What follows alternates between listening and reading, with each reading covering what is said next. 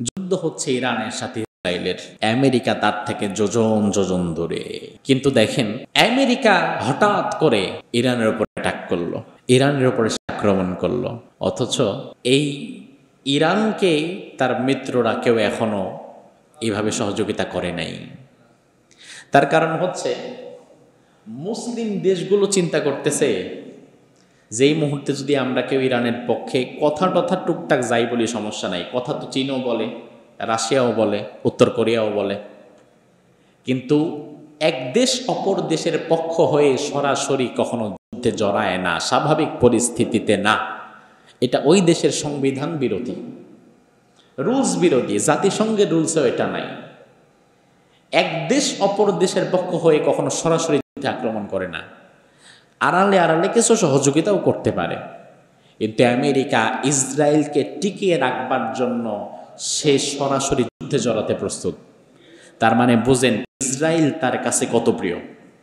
এজন্য একটা সহজ সমীকরণ হচ্ছে আমেরিকার ইসরায়েল দুই দেহ এক প্রাণ। কথা কি ঠিক কিনা? এদের দেহ দুইটা, কিন্তু এদের জীবন একটা। এরা এককে ছাড়া অপরকে বাঁচতে পারে না। আল্লাহ বলছেন ওয়াবাউ বিগযব মিনাল্লাহ, এই জালিমদের উপরে আমি আল্লাহর গজবকে আমি চূড়ান্ত করে দিয়েছি।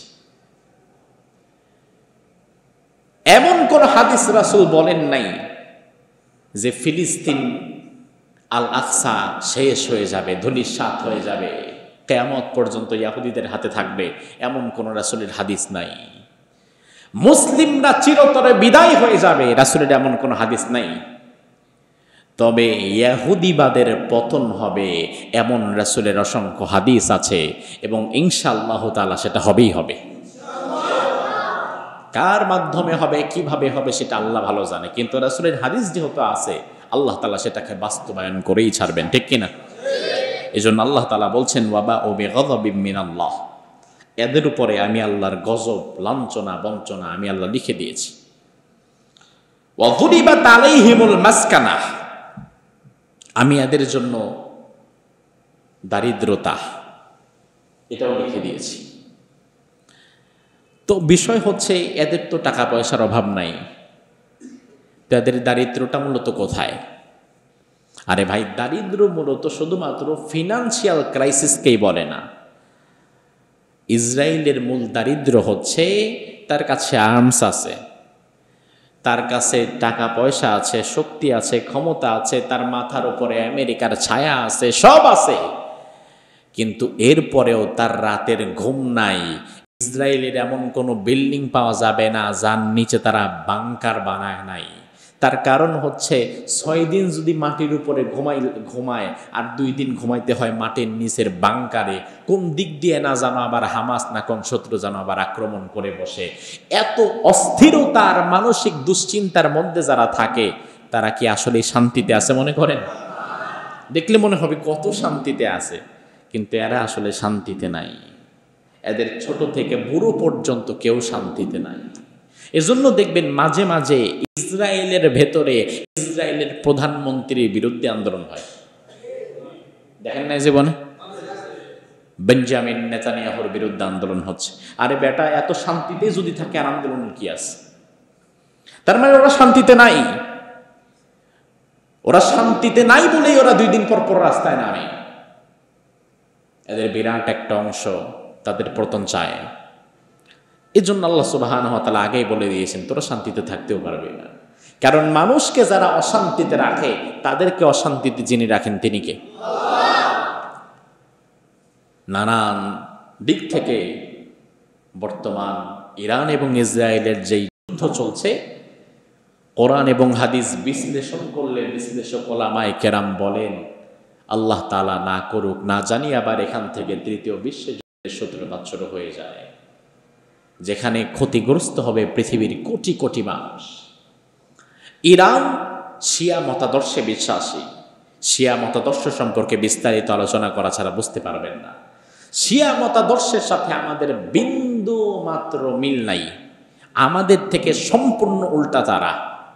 এমন অনেক আকীদা আছে যেগুলো কুফরি পর্যন্ত হয়ে যায়, কিন্তু বিষয় হচ্ছে ওই যে একজন প্রশ্ন করছে যে ইরান এবং ইসরায়েল, একজন ইয়াহুদি একজন শিয়া, সাপোর্ট করব কাকে? আমি ইরানকে এই মুহূর্তে সমর্থন করছি, তার মানে এই না যে আমি তার মতাদর্শকে সমর্থন করছি। বিষয়টা হচ্ছে এই মুহূর্তে আমি ইরানের কর্মপদ্ধতিকে সমর্থন করছি। সে যেটা করছে আমি এটা সমর্থন করছি। তার কারণ মুসলমানদের জন্য শিয়া যতটা না ক্ষতিকর, ইয়াহুদিবাদ তার চেয়ে কম ক্ষতিকর না বেশি? আমি এজন্য বারবার আপনাদেরকে বলছি, ইরানের মতাদর্শ গ্রহণ করার কোনো দরকার নাই। ইরানের মতাদর্শ আমরা গ্রহণ করব না, তারা শিয়া মতাদর্শে বিশ্বাসী। তবে ইরানের কর্মপদ্ধতিটা দেখেন। ইরানের কর্মপদ্ধতি কি? ইরান 1979 সাল, কত সাল? 1979 সালে ইরানে ইসলামী বিপ্লব হয়, মানে শিয়াদের ইসলামী বিপ্লব যেটা, সেটা হয় 79 সাল পর্যন্ত। আমেরিকার পাঁচাটা একজন ব্যক্তিকে ইরানের ক্ষমতায় বসিয়ে রাখা হয়েছিল, রেজা শাহকে 1979 সালে ইরানে ইসলামী বিপ্লবের মাধ্যমে নামিয়ে আয়াতুল্লাহ খামেনি তারা ক্ষমতা গ্রহণ করে।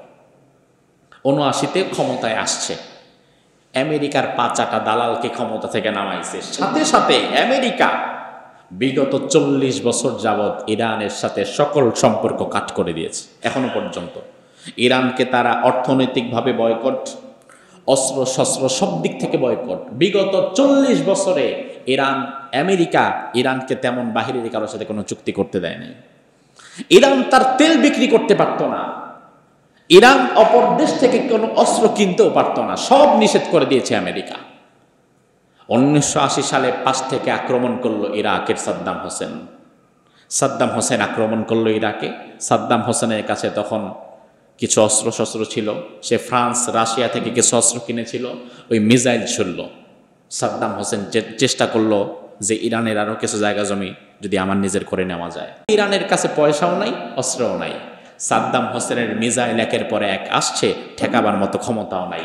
আবার অস্ত্র শস্ত্র যে কিনবে তারও জায়গা নাই, কারণ কেউ বিক্রি করবে না, আমেরিকা নিষেধ করে দিচ্ছে। এই মুহূর্তে ইরান খুব কষ্টে লিবিয়া আর দক্ষিণ কোরিয়া থেকে গোপনে কিছু অস্ত্র শস্ত্র কিনে। এটার পরিমাণ এত কম যে ইরাক যদি 100 মিসাইল ছুড়ে, ইরান হয়তো 2-1টা ছুটতে পারে। ইরান দেখলো না, এইভাবে কোনোদিন টেকা যাবে না। ইরানের আর্মি, ইরানের সেনাবাহিনী থেকে শুরু করে প্রত্যেকটা বাহিনী ছিল তখন অপ্রশিক্ষিত, বিজ্ঞানাগার ছিল না, রিসার্চ সেন্টার ছিল না। ইরান ওই মুহূর্তে চিন্তা করলো যে নিজেদের অস্তিত্ব টিকিয়ে রাখতে গেলে কোন দেশ থেকে অস্ত্র আনতে পারবো এইগুলা না ভেবে নিজের দেশকে এখন অস্ত্র তৈরি করতে হবে।